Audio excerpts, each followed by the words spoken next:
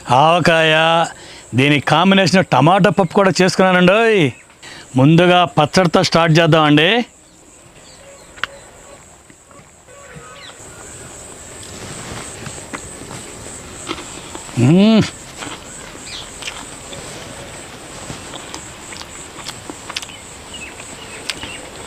ఉప్పు కారం పర్ఫెక్ట్గా సరిపోయిందండి.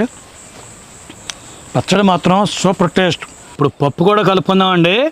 ఇదండి అసలైన కాంబినేషను. నెయ్యి,